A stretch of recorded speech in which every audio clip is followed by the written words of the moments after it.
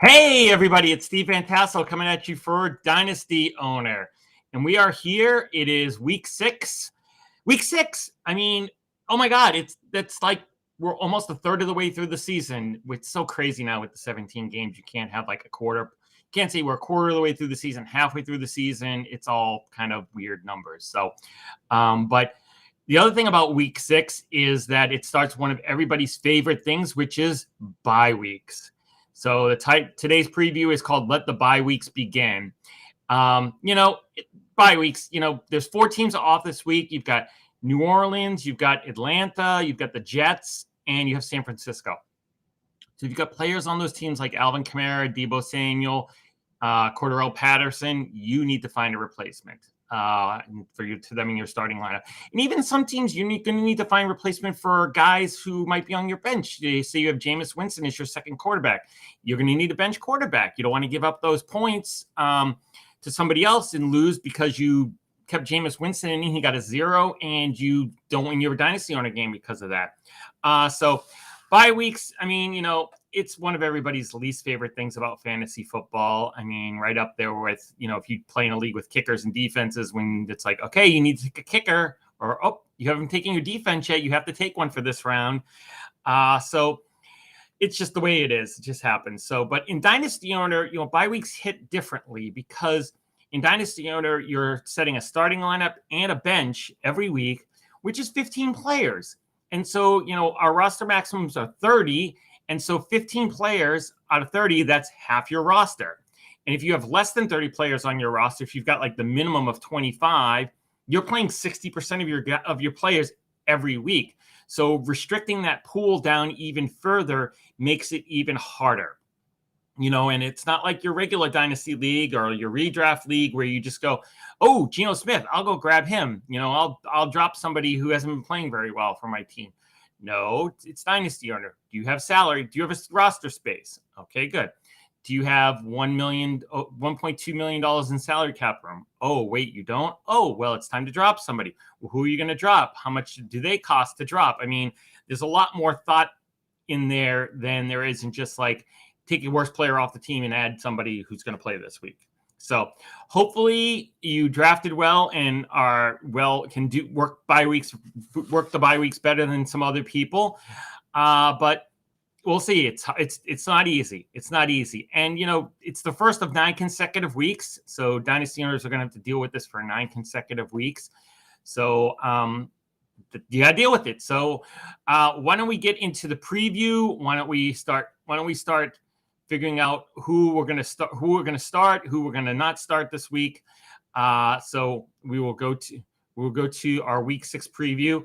And as I said before, it's sort of keep calm. It's a bye week. And we could have that for the next 9 weeks because for the rest of the Dynasty Owner regular season, some teams, at least 2 teams, are going to be on a bye. If you don't know, I won't even mention next week because that's really bad. But anyway, so here are the guys who should be in your starting lineup this week. And as always, we'll just recap the week 5. I suggested these 4 players, Jacoby Brissett, Damian Harris, Laviska Shenault, and Hayden Hurst to be in your starting lineup when most people probably wouldn't have them there. And it was okay. It was an average week. I had a good recommendation. Hayden Hurst had 10 Dynasty Owner fantasy points. And I know that doesn't sound like a lot, but actually that made him the 9th best tight end for the week in Dynasty Owner. So that was actually a good recommendation. Whereas Jacoby Brissett, he had 19.7 points, and that was just okay because there were about 13 quarterbacks who did worse last week, actually. So he was a mid-range bench quarterback last week. And Damian Harris and Shenault, they were bad. Harris did okay, 8.8 points. Shenault, he had 1 play, 1 catch, 58 yards, 6.8 Dynasty Owner fantasy points. He's going to get you 0.0 through 3 quarters. And you probably, if you had him on your team and started him, you're probably sweating that one out. But 6.8 is bad, but it's not 0.0. So, well, hopefully I do better this week. Let's see who the week 6 starting recommendations are. And the first name here is a familiar one. It's Taylor Heinicke from the Washington football team. You remember 2 weeks ago, I suggested that you start him, and he actually did really well. He had 36.8 Dynasty Owner fantasy points in week 4 against Atlanta. And this week, the football team gets to play the Chiefs, and the Chiefs' defense is actually worse than the Falcons' defense. And in terms of like just NFL stats, in terms of dynasty owner stats, I mean, before facing Heinicke, the Falcons were allowing 31.7 dynasty owner fantasy points per game to opposition quarterbacks. Kansas City at this point is allowing 35.2. So if Heinicke has the average week against Kansas City, he's going to get you 35 points. I mean, that's great. That's great. You want that in your lineup. That's a starting quarterback. So, you know, Heinicke's been better than average most weeks. He's had a couple of good weeks, a couple of bad weeks, but he's still outside the top 12 quarterbacks. So if you've got him, he's cheap. Good for you. Put him in your starting lineup. I mean, I think he'll produce, if he produces average for what people are doing against the Chiefs, you'll have a starter. Second person is Brandon Bolden of the New England Patriots. And I know I'm picking Patriots 2 weeks in a row. Probably not a good move, especially because Harris wasn't great. But, you know, last week the Patriots should have been running a lot. This week, they should have plenty of passes. They should have plenty of passes to running backs because the Dallas defense allows an average of 7.2 receptions per game against them. And with James White out, Bolden is your passing down back for the Patriots. So, you know, and the Cowboys defense just allowed 10.6 dynasty owner fantasy points to Devontae Booker just from passing. He had 3 receptions, 16 yards, and a touchdown. And the week before that, Rodney Smith had 9.8 dynasty owner fantasy points. So, you know, if Bolden can get that kind of production, that's basically around 10 points with some guys out, you know, Cordarrelle Patterson's out, Kamara's out. You got Mike Davis. I know people were expecting more from him, but he's still a solid flex or bench running back for you. If you need a replacement for one of those guys, Bolden's not too bad. So think about it. I think he fits in as a bye week starting lineup replacement this week. Next, we have Tim Patrick. And, you know, Tim Patrick, looking at his stats, it just screams Hunter Renfrow all over again. All this guy does is he gets double-digit points every week. You know, at the beginning of the season, he was thought to be the 3rd or the 4th wide receiver in Denver. Now, Jerry Jeudy's been out, KJ Hamler's been out, and he's pretty much become the number 2 wide receiver there.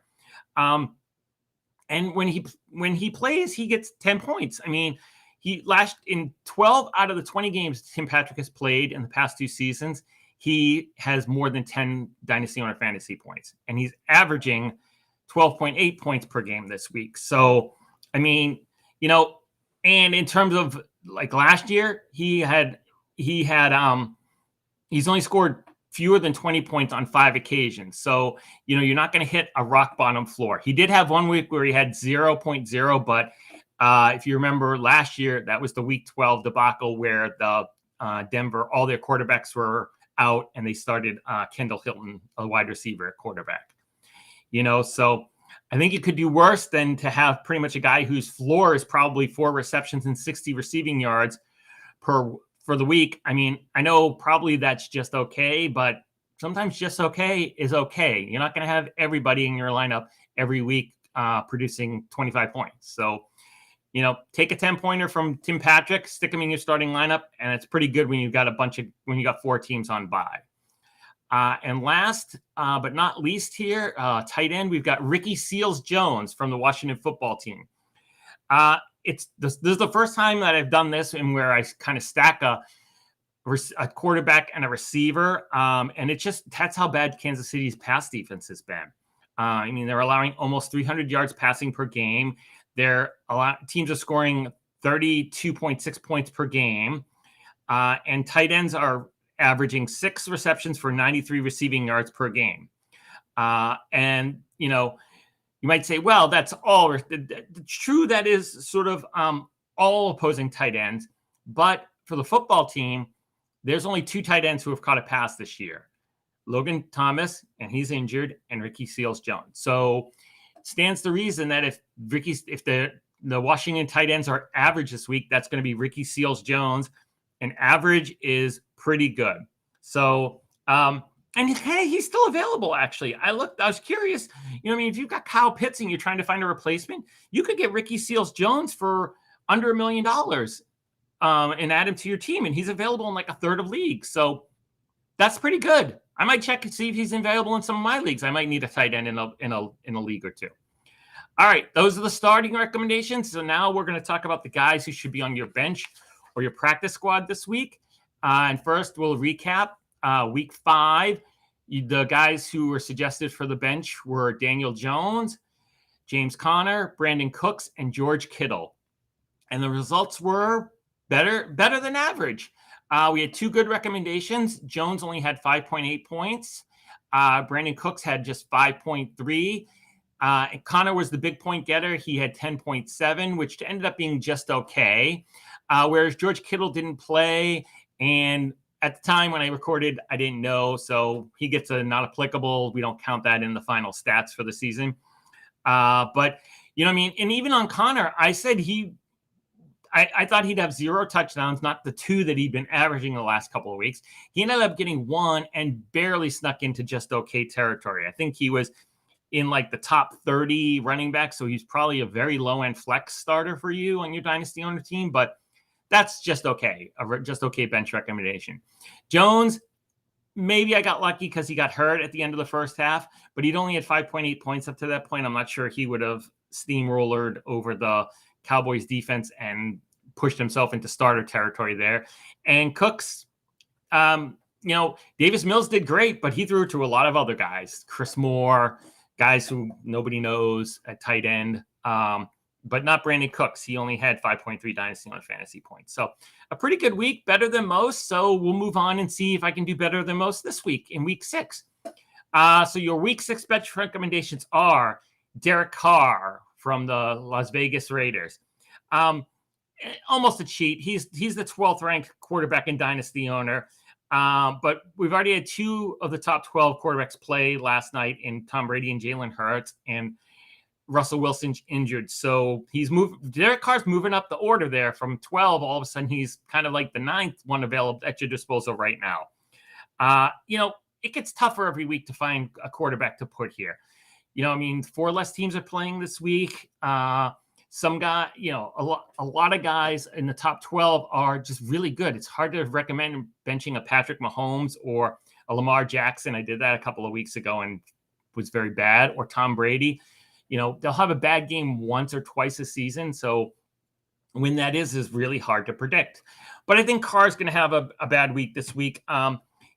He's dealing with the resignation of John Gruden.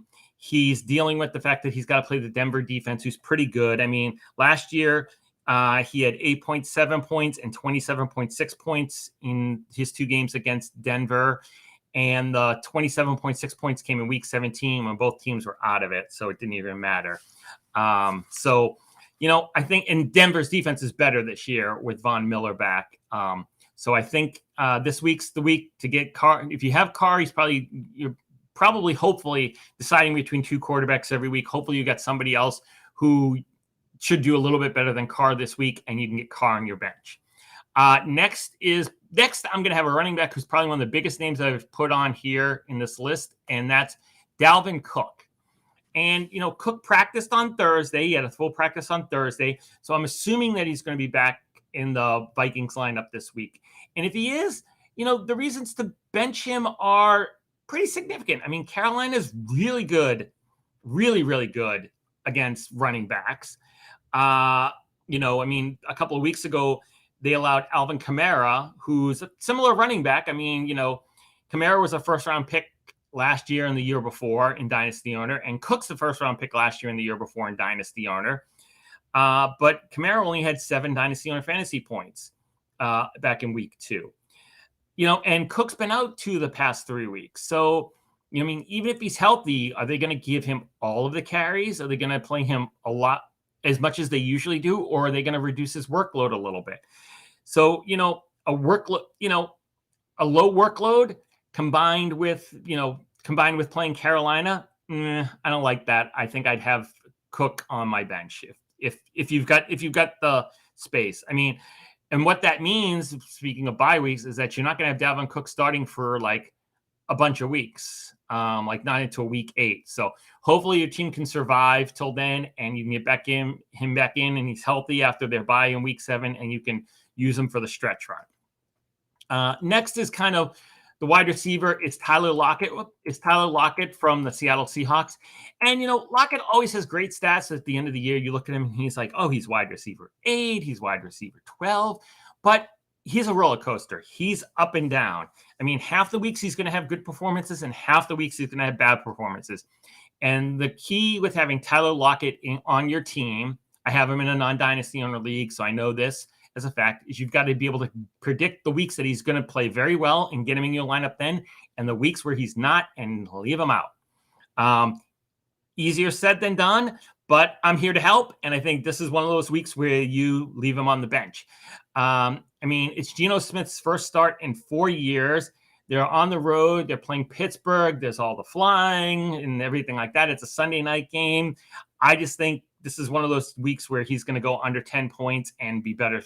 You're better served having him on your bench. Watch he'll go off and score like 40 points this week, and I'll be totally wrong, but I don't see that happening. I think he's a bench option this week. And finally, you may have seen it because I hit the button twice. A bench recommendation this week is Dawson Knox. And at the beginning of the season, who had Dawson Knox as somebody who could even possibly remotely appear on this list? The answer is kind of nobody. But I think he's like the tight end 3 or 4 overall so far this year.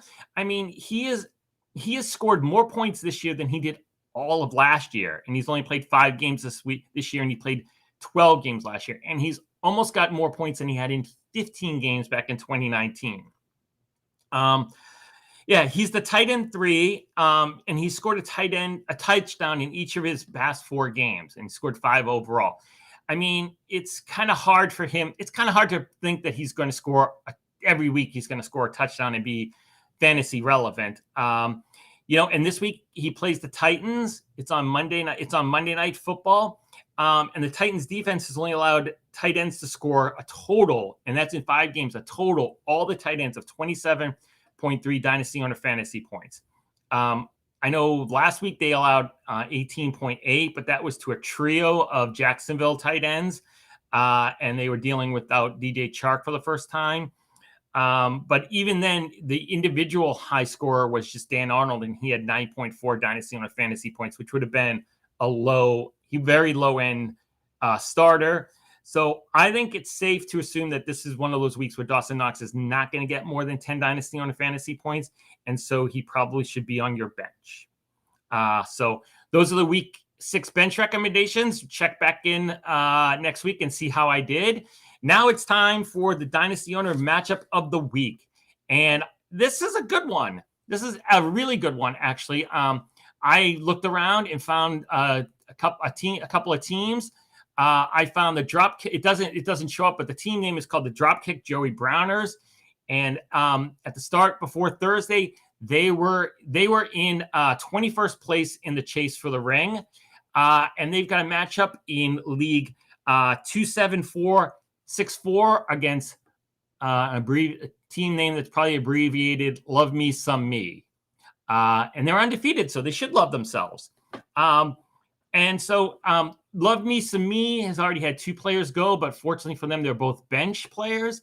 And didn't change. They actually had decent production from both players, about what they should have been expecting. So the means the Dropkick Joey Browners are favored by a little under 10 dynasty owner fantasy points. And most of this is from bench scoring, actually. I looked. If you can look at their lineup, if you go to the Chase for the Ring and click, if they're still there, you can click on the team name, and you'll find out that the Dropkick Joey Browners are better equipped to handle this bye week than Love Me Some Me, because the Dropkick Joey Browners have Nyheim Hines, James Robinson, AJ Green, and Rondell Moore on their bench, and then Love Me Some Me has, in comparison, Marlon Mack, James Conner, Greg Ward, and Preston Williams. Obviously, I think I'd rather have the Dropkick Joey Browners bench, especially when the 2 starting lineups are basically expected to produce about the same number of points. So it'll be interesting. And this is another one that's going to be going on Monday night. Dropkick Jody Browners will be done by then, but Love Me Some Me has a lot of players. Actually, they've got 4. They've probably got arguably their 2 best players starting, Josh Allen and Derrick Henry playing on Monday night. Plus they've got Dawson Knox and Randy Bullock on their bench. Love Me Some Me must have known I was going to recommend Dawson Knox as a bench option because he's already on their bench. So it'll be interesting. I think both teams will be watching Monday Night Football, seeing which one of them is going to be undefeated at the end of the day. Because one of them is going to be 6-0. There aren't a lot of Dynasty Owner teams that go that long without losing a game. So it'll be interesting to see which one of those teams is it and how long they last. And based on the points that they've scored already, from looking at their league, if both of them have good weeks, both of them could be in the top 25, or one of them could be, and be in competition for the chase for the ring, which will be tough because they've got a tough team. Obviously, they've got another tough team in their league because both of them are in the same league. So it'll be interesting. So thank you for watching. This may have been a little longer than normal, but I hope you enjoyed it. Be sure to like the video, comment if you have any questions or things you want to bring up to me. And make sure you watch all the other videos and read all the articles. Read this article that goes with the video. Check me out on Twitter. I'm at SteveVT33. And make sure you check out Dynasty Owner on Twitter as well, Dynasty_owner. And have a great week. Good luck with the buys, and I will talk to you next week. Have a great one. Bye.